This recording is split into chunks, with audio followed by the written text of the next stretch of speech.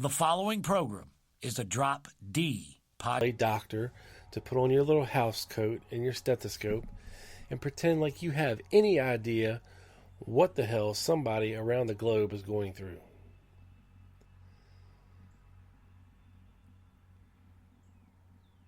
Now, I know a lot of us in this JFK community have been at odds over one thing or another, in the past.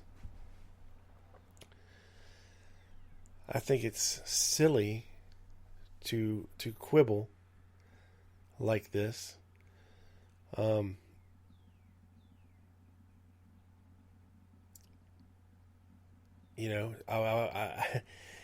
played with the idea of even doing a disclaimer at the beginning of the show, but I don't really think that I need one. One of those, the thoughts and opinions of our guests do not necessarily reflect those of the Lone Gunman Podcast or Rob Clark. As a protection. But, this is the United States of America, where I live. And over here, we're guaranteed certain freedoms, such as freedom of expression, freedom of speech, freedom to carry a gun if I want to, and freedom of the press.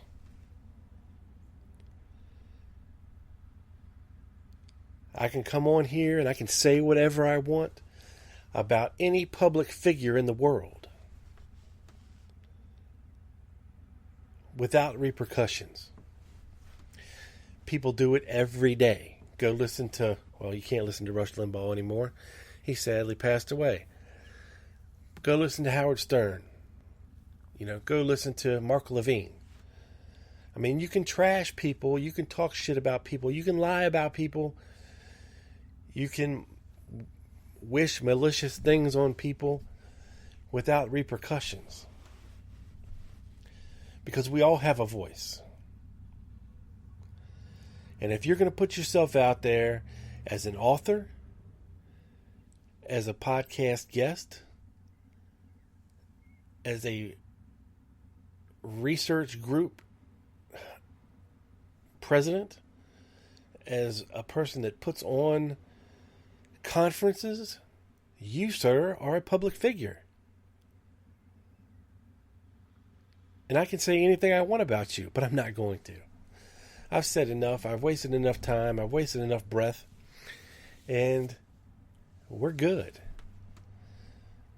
I'm one that doesn't forget about things. I didn't hear you on Black Op Radio. I didn't hear you on anybody else's podcast.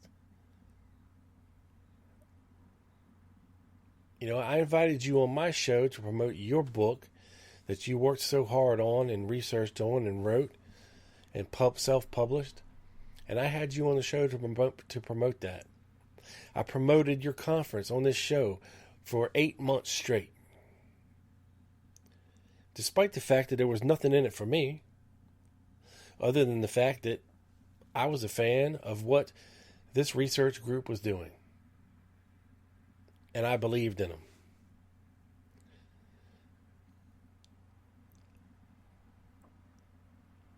And you want to turn around and stab me in the back because one of my guests you don't like. Because he doesn't believe what you believe. That is the most immature, despicable, ignorant, two-faced, backstabbing, bunch of bullshit that I've come across so far in 2021. And for those out there who listen to my show, I don't pull any punches. I tell you like it is, and I'm telling you like it is. How quickly you forget what I did for you and your conference and your book and your website.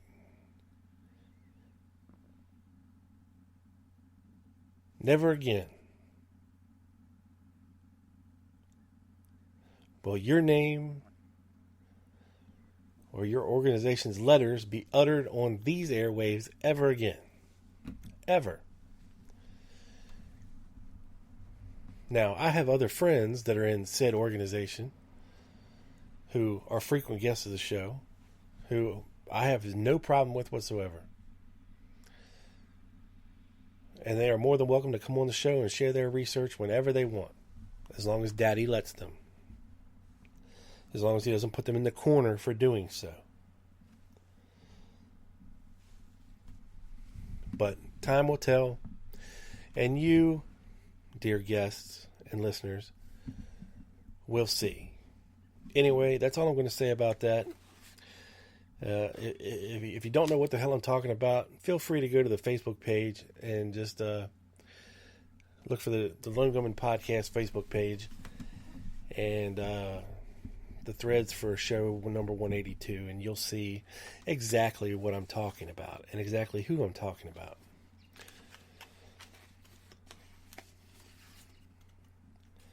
So this week, I came across a couple interesting things.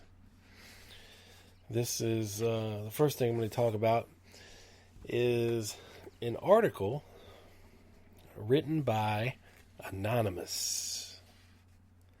Well, it's actually written by Suom Ynona, which is anonymous spelled backwards. So, very clever, sir or madam. Very clever. But normally I don't promote, and I'm not really promoting, I just thought it was interesting. Weird, off-the-wall theories. But this one caught my eye and my attention. So, let's dig into it. This was written in 1977. Whew.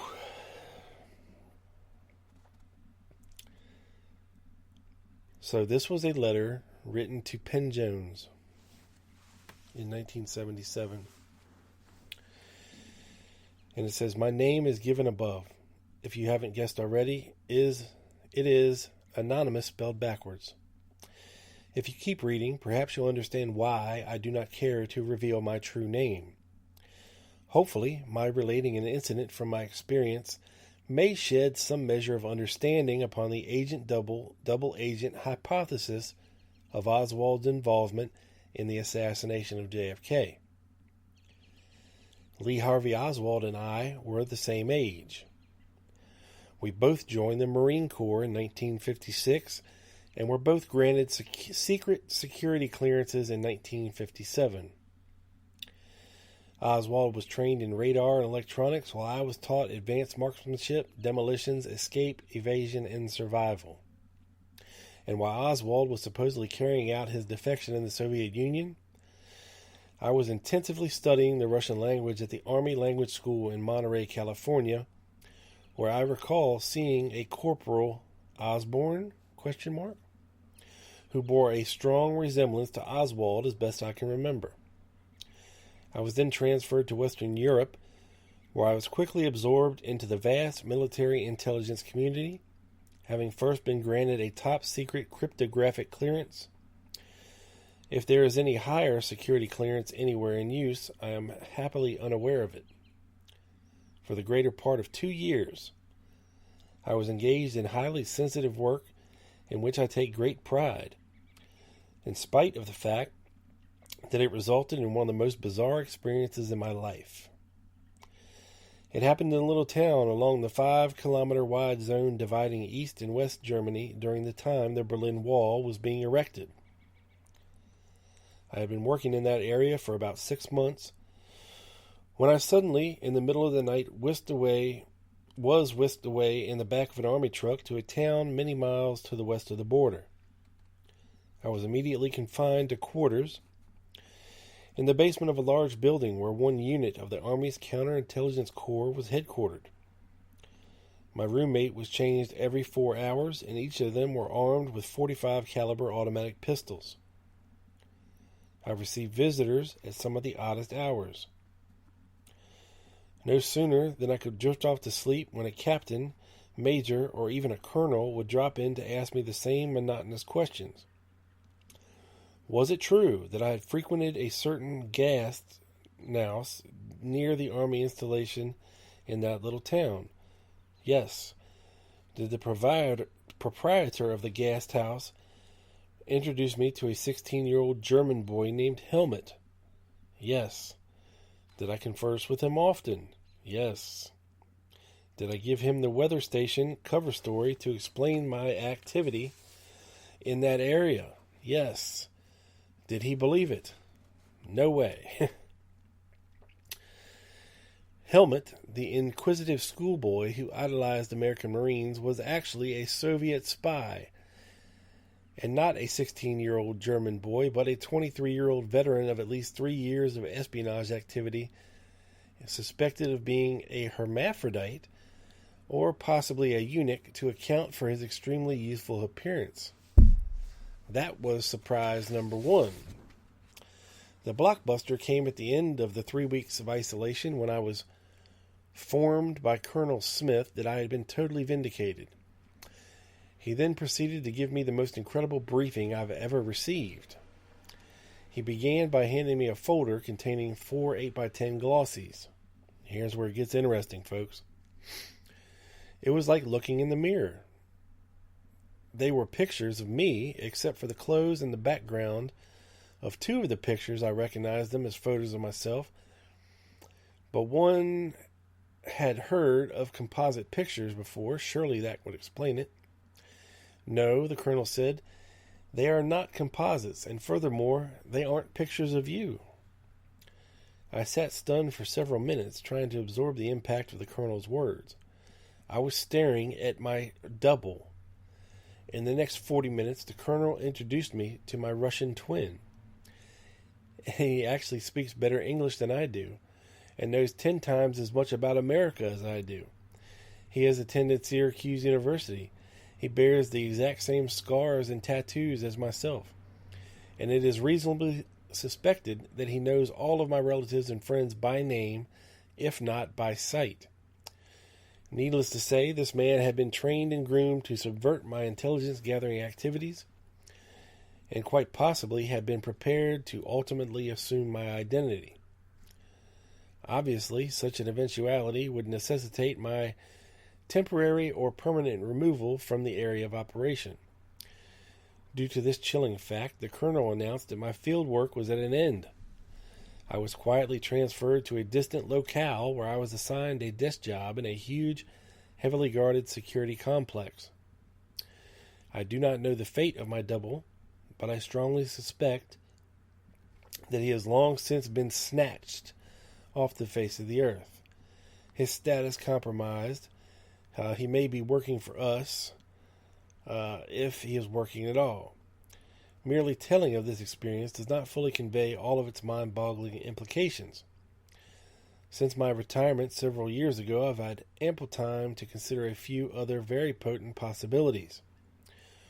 What if my double were not a Soviet agent at all, but one of ours? I only assumed that he was the enemy. The colonel never actually said so. My double might easily have picked up where I left off in that friendly little town, baiting young Helmut into all kinds of interesting situations. 2 or more can play at that double game, which brings us back to Lee Harvey Oswald, who was admittedly just a patsy. Another word for patsy, which essentially describes the function of a double, is decoy. Even the name Alec James Heidel may be translated into a Russian phrase. Alec James of the sly and cunning affairs. The name Heidel appears to have been formed by taking the first syllables of 2 Russian words.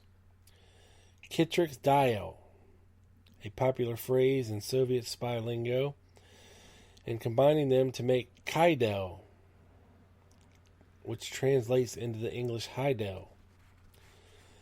This is a common method of forming names in Russian. The youth organization Komsomol of which Marina Oswald had been a member, is formed by combining the first syllables of 3 words. Komostyskiy Soyuz Molodyosh. One would almost have to be in the spy business to fully appreciate the subtlety involved in using the name Heidel. It was a bold stroke of eccentric genius, one of the prerequisites for successful espionage. How do I know this? I just know. The reader is at liberty to reject this whole business, for I have no inclination to jeopardize myself or my family to satisfy anyone's idle curiosity. The facts are available in overwhelming abundance to prove that one or more persons on numerous occasions posed as Lee Harvey Oswald. Not the least of these may have been a young Russian named Alexander Bukharov, or possibly Buranov. I believe he is the Oswald look-alike depicted in Commission Exhibits 2D something and 2892, which were claimed to be photos of Oswald taken in Minsk. I wonder if the real Oswald ever saw these pictures, and if he did, was he as shaken by them as I was when I saw my look-alike? A highly skilled, trained imposter is using your name and something.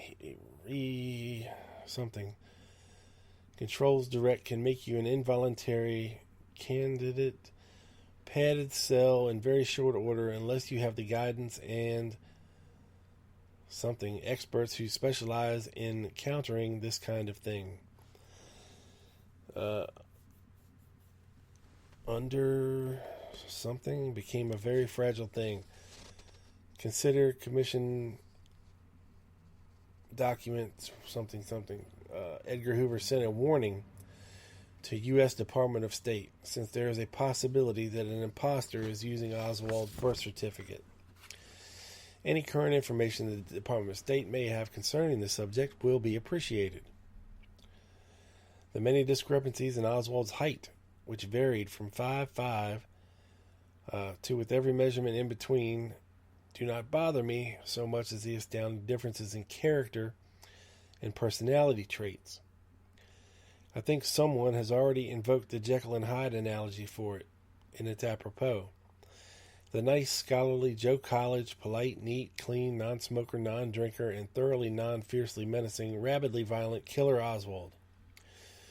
Of course, such schizophrenic contrast may actually occur within one very complex personality, but never in 2 or more places at the same time. There is no question that Oswald was a complex person, but no one that I know is willing to concede to him the superhuman abilities he would have needed to accomplish all that the Warren Commission attributed to him. My personal exoneration came as a result of proving that I could not have committed a breach of security in one area when I was in another location at the time the alleged violation occurred. Otherwise, I would still be serving time in a federal penitentiary. Oswald, or whoever was murdered by Jack Ruby, never got a chance to prove his innocence, nor to defend himself. The expert rifleman at the Sportsdrome rifle range, the customer at the Irving gun shop, the boastful American Leon, who came to Silvio Odio's apartment with 2 Mexicans, the arrogant shopper for a new car, the rude recipient of money orders at Western Union, the man who posed for the fake armed Oswald photos, the man photographed in Mexico City coming out of the Soviet or Cuban embassy, and the cold-blooded killer of J.D. Tippit does not fit the more thoroughly documented facets of the Oswald character. The real Oswald's demeanor seems to have been that of a quiet, studious person who was more of a talker than a fighter, and more a reader than a talker. He minded his own business for the most part, and expected others to do the same. When he deviated from the norm and began rabble-rousing on the streets of New Orleans, it was all too obvious that he was putting on an act, and a very poor one at that. I have seen better acting in high school drama classes than was exhibited by Oswald in his videotaped interview in New Orleans. John McVicker, who witnessed a rotten performance in the American Embassy in Moscow, wrote, Oswald was following a pattern of behavior in which he had been tutored by person or persons unknown. No Oscar for Oswald yet. The commission would have us believe that he was a man of iron will, nerves of steel, with ice water in his veins. He single-handedly accomplished a mission against the President of the United States, the likes of which the CIA, the Mafia, and Cuban underground combined have not been able to carry out against Fidel Castro. There were at least 3 weapons fired in Dealey Plaza on that fateful day in November, none of which is recovered in the hands of Lee, or none of which in the hands of Lee Harvey Oswald. It is entirely possible that all 3 weapons were in the hands of men who looked like Lee Harvey Oswald to some extent.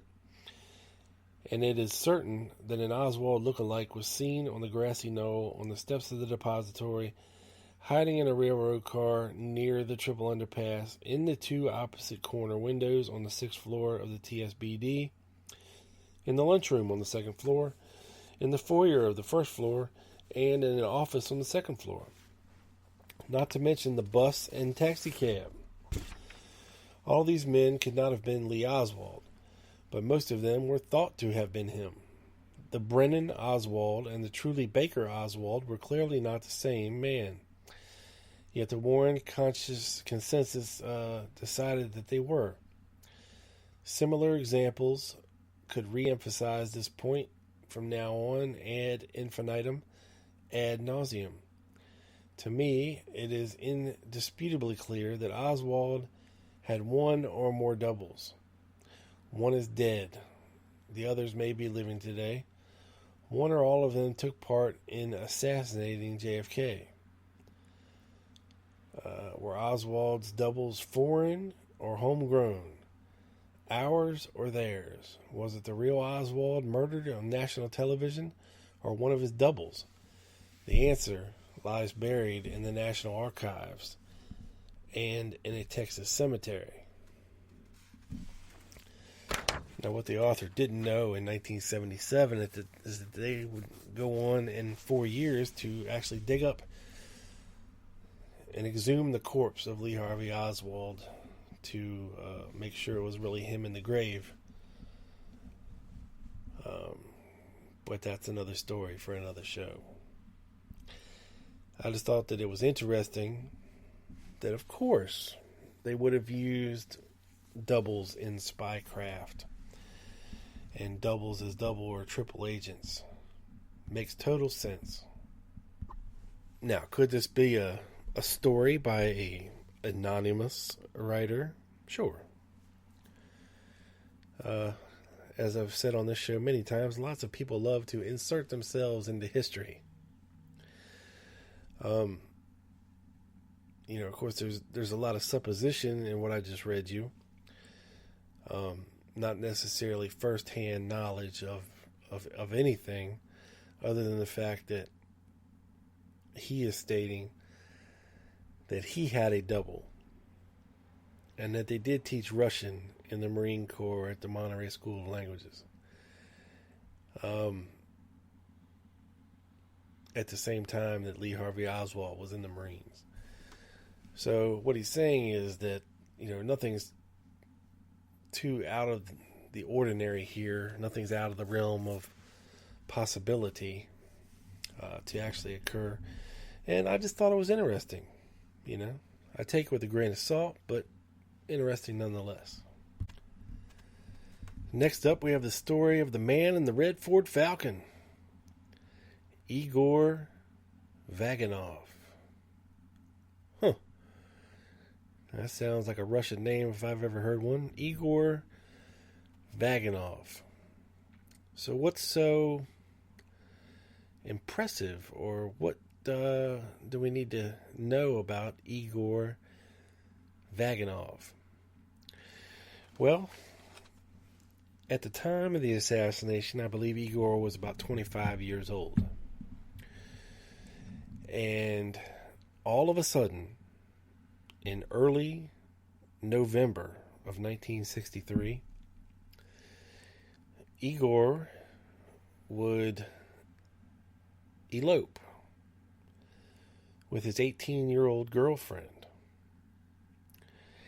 and drive to, let me see, I believe, South Carolina.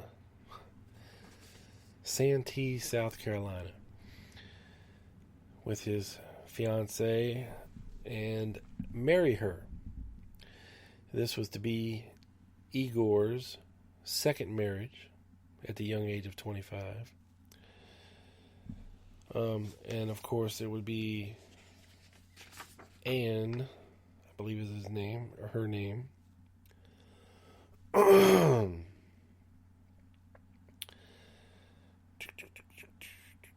Yes, Anne.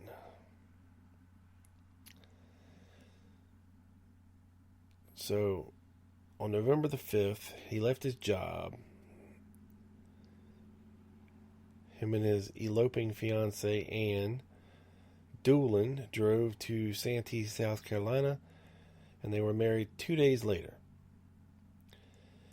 And from South Carolina, they made their way through several states in the South until finally coming to a stop in Dallas, Texas. More specifically, the Sunset Apartments in Oak Cliff subdivision of Dallas. And what's even more interesting, folks, is that on the afternoon of November the 22nd, 1963, just 3 hours after the president had been shot, 2 FBI agents paid Igor Vaganov a visit and interviewed the Russian-born Igor Vaganov. He was found to have in his possession a high-powered rifle with a telescopic sight and a Colt .38 caliber revolver. Sound familiar?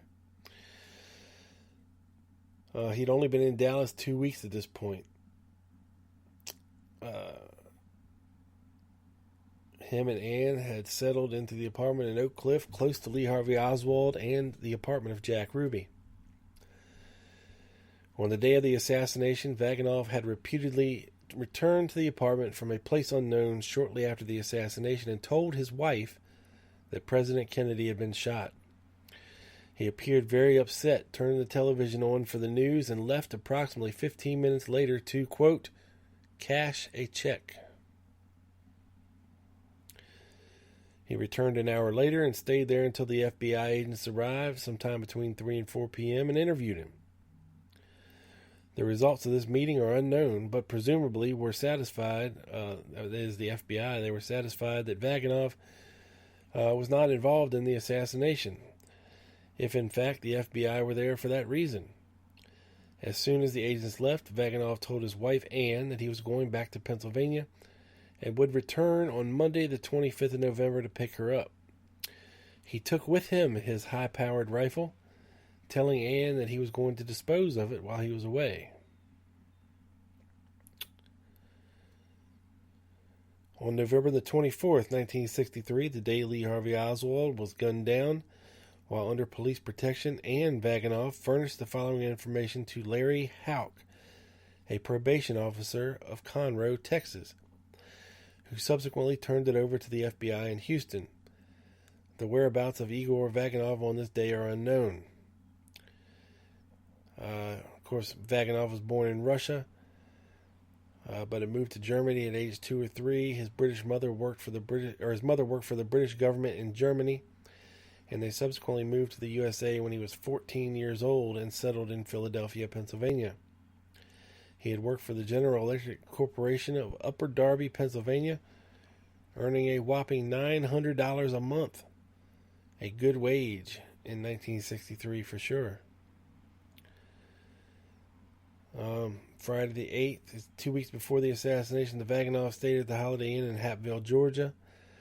a southern suburb of Atlanta. Here, Vaganov made a call to the Western Union in College Park, Georgia, as well as a long-distance call to a Marcus Hook of Pennsylvania.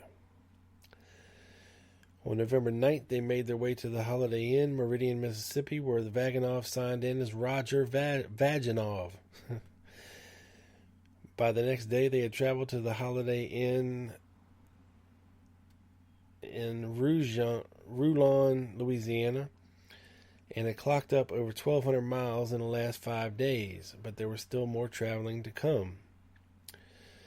The Vaganov subsequently drove to a city in Oklahoma that Anne could not recall and visited a man there for 15 minutes. This man referred to Vaganov as Vince and later told Anne that he had worked for the man when he was 16 years old. Following this visit, they drove to Dallas and after looking at some apartments in Oak Cliff, took a place at 815 Sunset, the Oak Cliff Apartments. Anne Vaganov stated that Igor was never at home during the day, though he was unable to find a job. Obviously, the honeymoon was over. Why Vaganov had left a good job in Pennsylvania and moved halfway across America to Dallas is very puzzling, definitely to say the least. After Vaganov's hurried departure to Pennsylvania on the afternoon of the 22nd of November, Anne Vaganov removed several items from his coat, which she handed to Houck, the investigator, 2 days later. They were: number 1, a King of Spades playing card, torn in half with staples at the top.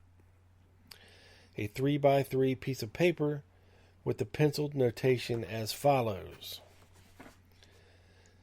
Quote, EL6-6111, ESTRAZDS, and then Arvids, and then JZAKS, JZAKS, as well as long-distance telephone call receipts from the Holiday Inn in Hapville, Georgia. Now, the torn playing card can be a device used in the espionage world as a means of identifying a contact. And the notation on the paper may be an address, a coded name, or a telephone number. Both items may also be irrelevant junk or red herrings. Anne Vaganov also stated that her husband frequently spoke out against the American government and was influenced by Germany's master race ideology. He spoke fluent English, German, Russian, and Spanish, but never played cards, so having only half the card in his possession was truly odd. All this information was passed on to the Houston FBI Department on the 2nd of December, 1963.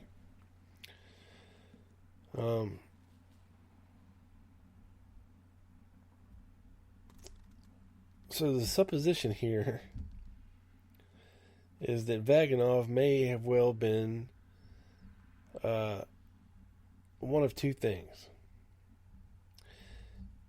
He may have been a small cog in the assassination, but more likely he may have been an alternative patsy, one who luckily failed to find work along the presidential motorcade route, unlike Lee Harvey Oswald or Jack Lawrence or Buell Frazier, two candidates put forward as possible alternative patsies. Kind of makes you think a little bit, huh? For sure. Now, Vaganov was 25 years old. Russian-born, spoke Russian, was new to the area, allegedly in possession of a rifle and a .38 caliber revolver, was in contact with the FBI on the day of the assassination, shortly after the murder, and returned home only to leave again soon afterwards. Lee Oswald spoke Russian and lived in Russia, was 24 years old, new to the area, possessed a rifle and a .38 caliber revolver, was in contact with the FBI, and on the day of the assassination, shortly after the murder, returned home only to leave again soon afterwards. Interesting, huh? Was Vaganov in Dealey Plaza that day, possibly awaiting instructions that may or may not have materialized? Was his contact with the FBI similar to that of Oswald? And if circumstances had been slightly different, could Vaganov, after leaving home around 1 p.m., have been arrested for Kennedy's murder? Also, If Oswald's possession of a spy camera and use of the word microdots is intriguing, what of Vaganov's collection of curios in his coat pocket? His alleged support for a Nazi ideology would merely necessitate a fascist lone nut instead of a Marxist lone nut.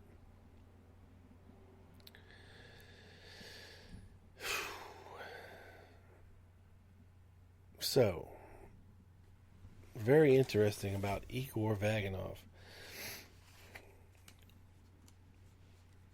And if you dig deep enough, you will find an Esquire magazine article from 1967 or 68, written by, I can't remember who it was. It was all about Igor Vaganov. They have his picture at the corner of 10th and Patton in the magazine. Because it's alleged that Igor Vaganov could have been a witness or possible participant in the J.D. Tippit murder. You know, we have the testimony from the future mayor of Dallas, I think Wes White it was, who said he saw a fellow that resembled Oswald behind the wheel of a red Ford Falcon, very close to the J.D. Tippit murder scene. There's also reports of a red Ford Falcon driving up Patton Street there and passing by the J.D. Tippit murder scene very slowly. There's allegations that it may have been parked on the side of the road before all this even went down.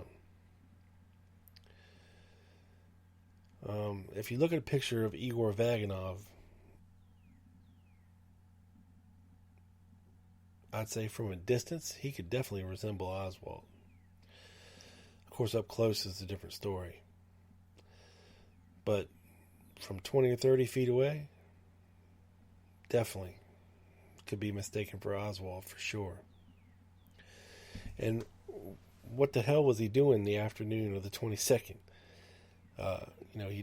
Nobody knows. He wasn't home. And then all of a sudden you got the FBI knocking on your door in a town you just moved into. You don't even have a job yet, but they know where to find you. You have a rifle and a .38 caliber pistol in your possession. Something's definitely fishy here. Why would Igor Vaganov suddenly leave town? Well, I have here a couple of notes about Igor Vaganov. Turns out Igor Vaganov was a communications and electronics expert. Of course, I mentioned he worked for General Electric Company in Upper Darby, Pennsylvania.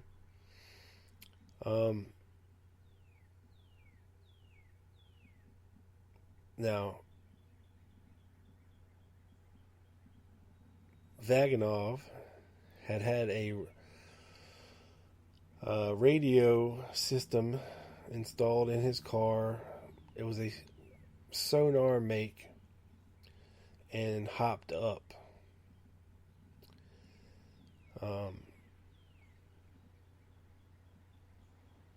It has 23 channels and could be used with walkie-talkies. He showed us a Lafayette catalog, and one walkie-talkie resembled precisely the tape recorder held by an unknown man at the assassination scene. The device was a Lafayette 2-channel 1-watt all-transistor portable CB transceiver model HA150 with a price tag of $80. This transceiver is carried at the side in a leather case and has an antenna which would extend up the back. It has a long, thin gray metal microphone.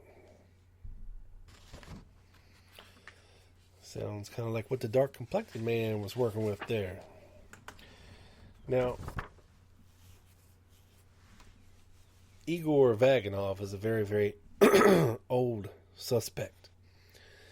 In fact, I have a copy of some interviews conducted in September of 1966 by Josiah Thompson and Vincent Salandria of some friends of Igor Vaganov that lived in Pennsylvania. First one is an interview with a Mr. Zukowski.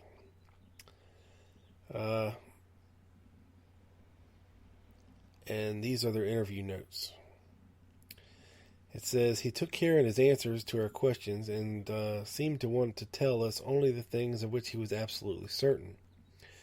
I don't think he willfully withheld anything he knew about Vaganov. He said Vaganov was approximately 6 feet tall, 160 pounds, is Russian, but came to America with his parents from Germany when he was 8 years old. He went to Haverford High School and possibly graduated. Vaganov was known by the nickname Turk. We never thought much of Vaganov and warned Vaganov when he learned that we had been taking Anne drinking when she was underage. Vaganov used to hang out at Doc Crenestein's drugstore and knew Doc well. Vaganov's first wife would sometimes call Vaganov on the radio at Doc's. Vaganov very suddenly took Anne away. When they were in Dallas, Vaganov was gone most of the day usually and gave Anne the explanation that he was looking for a job. One gets the impression that Anne and Vaganov arrived in Dallas early in the week of the 22nd and that he was absent during the day for several days running. After the FBI left Anne and Vaganov on the 22nd, Anne went immediately to live with her sister in Conroe, Texas. Sometime later, Vaganov tried to pick up Anne at Mrs. Anthis' home. At that time, he talked to Mrs. Anthis about Nazism and showed her a copy of Mein Kampf and made some comments about the master race, etc. The time of this visit was possibly December or late November 63. Sometime after Christmas 63, Anne was babysitting for a Mrs. Boats and living in her home in Chester, PA. Vaganov called from Mexico City and implored Anne to join him. He said he had a friend who had a ranch, or that a friend had given him a ranch in Mexico. Mrs. Anthis is now divorced from her husband and is a patient in Haverford State Hospital. She is in her early 30s. Her mental problems antedate the assassination. Agent Lewis of Chester, FBI, has been in touch with Zukowski on many occasions about Vaganov. So then they go and interviewed Doc Ornstein, the drugstore guy. So as soon as we mentioned our identity and that we were inquiring about Vaganov, Mr. and Mrs. Ornstein glanced at each other. Queried later, they indicated that earlier they had suspected that Vaganov had been involved in the assassination. Vaganov was described as tall, thin, good-looking, often wearing Levi's and a sports shirt. Vaganov was interested in CB wave and had a set of CBs in his car and another in his home, shortwave radios. He was seen recently and was driving a 56 Olds, Pennsylvania plate 886-94R. FBI agents who visited Ornstein said Vaganov had, quote, suicidal tendencies and might be armed. They said that if Vaganov comes in, Ornstein should call them but not make a fuss. 3 weeks ago, after Vaganov's visit, Ornstein called Sergeant Hill of the Springfield Police and was told that the police were no longer looking for Vaganov. Said that Vaganov had a Lafayette 5-watt transceiver in his Thunderbird. Gave us the names of Bryant, Jean, Slosky, and Magistrate Jimmy Lynch in Haverton. Said that after Vaganov had returned from Texas, he had a Dallas paper from the 22nd, and he used this to prove that he had been in Dallas on the 22nd. Said Vaganov, he'd bragged to Brian about being questioned by the FBI, had never mentioned anything about Nazism to Ornstein or his wife, who are, of course, are Jews. Now, before, in the months leading up to the assassination,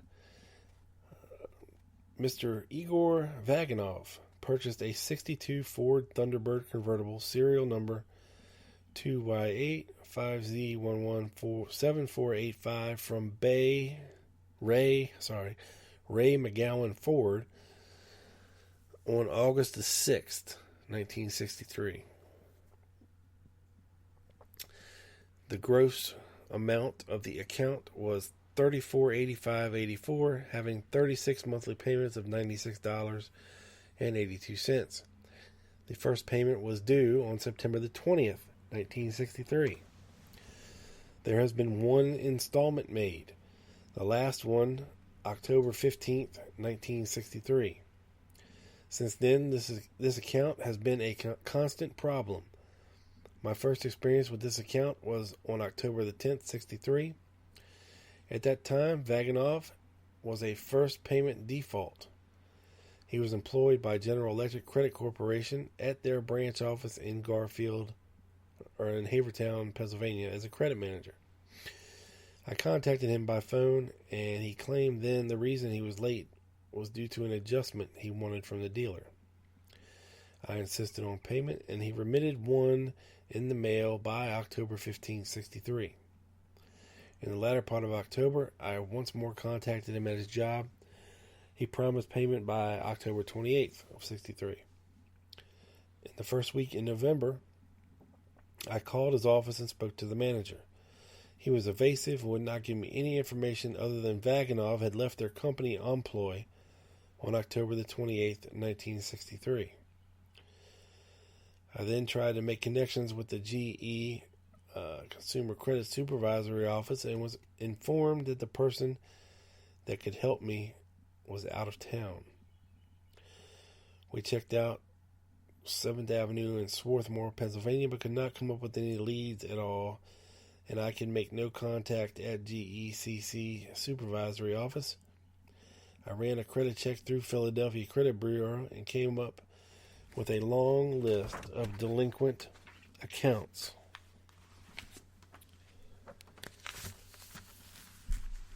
On December the 7th of 1963, Dick Baroni, automobile dealer, phoned us for the payoff on our open account. At the time, they claimed he would be able to give them a down payment of $1,200 if we would buy the deal, but we refused. They gave his address then as 1116 7th Avenue, Swarthmore, Pennsylvania, and his employment as GECC. Ray Mamenko checked Baroni's lot that day but did not see our car.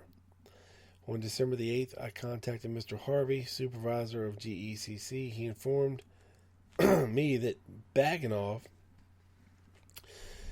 had been in the Dallas, Texas area and has just returned to this area. And he also stated Vaganov had drawn a check for $1,423.63 on GECC and had presented this check to Barone Chevrolet in November of 63. He received $200 change from this check and had taken a brand new 1964 Chevrolet Stingray Corvette and drove it to Dallas, Texas, arriving in Dallas November 12th or 13th. Mr. Harvey also informed me that they had put a stop payment on the check he presented as down payment to Dick Baroni. Baroni had issued a warrant for his arrest and just dropped the charges when Vaganov returned with the Stingray and paid $75 to Baroni to drop the charges with a guarantee he would pay off the balance in 1 week. So, it appears Vaganov is getting into some financial difficulties. Quitting his good job after just buying a new car, not making payments, running off with a girl, getting married, and heading to Dallas, Texas, Oak Cliff of all places. It's mind-boggling.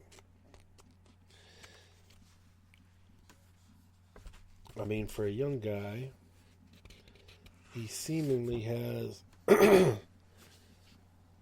a lot of money, no qualms at all about leaving a good job where he was making $900 a month and running off with his 18-year-old fiancée.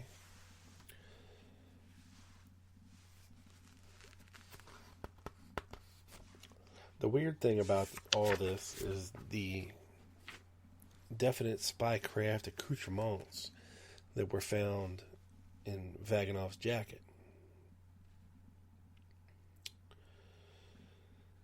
I believe they brought Vaganov as part of this Esquire article to meet Domingo Benavides to see if he was in fact the man in the red Ford Falcon or Ford Thunderbird that was seen at the J.D. Tippit murder scene, to which Domingo Benavides couldn't say positively one way or the other that it was him.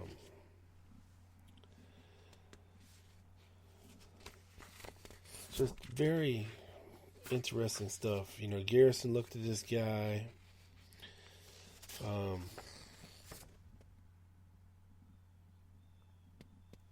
Allegedly, the FBI did as well. Now, on March the 10th of 1964, Igor Vaganov writes a letter to the place that he bought his Thunderbird from, letting them know, you will find your car parked at the Sears and Roebuck parking lot at the corner of Sales Boulevard and First Street in Abilene, Texas. I suggest you remove it right away, as they may affect to its presence. Thank you for your kind consideration. Car is at, again, Sales Boulevard and First Street in Abilene, Texas. If necessary, I can be contacted by letter of general delivery, Mexico City, Mexico. So this cat has left behind his car in Abilene, Texas, and fled to Mexico City, Mexico. There's just a lot of weird stuff going on here with Igor Vaganov.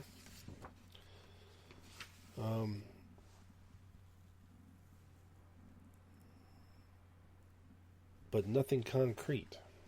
You know, we don't have any FBI documents of the interrogation on the 22nd. No proof of that. We just have the word of him and his wife at the time.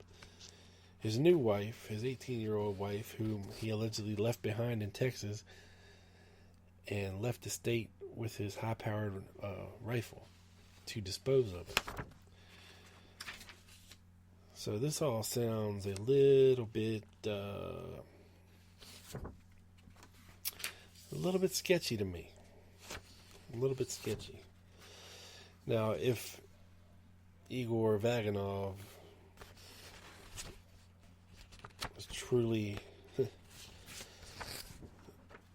a spy or, quote, international hitman, who knows? If he was a very sloppy one, for sure. But some definite questions remain to be answered as to where he was on the afternoon of the 22nd of November, why the FBI was on his ass 3 or 4 hours after the assassination, what he was doing at the scene of the J.D. Tippit shooting, and why he fled Dallas the evening of the 22nd. And what exactly he was up to there. You know, people just don't do shit like that for no reason. Seems to me like there was a reason for him going to Dallas, Texas and settling in Oak Cliff. I'm not comfortable, you know, saying that he was this crazy, you know, super spy, undercover assassin, jackal type dude. But I do know he had a lot of money. He liked his women, and he liked nice cars. And he liked the notoriety that came along with it. And may just have gotten away with murder. Maybe.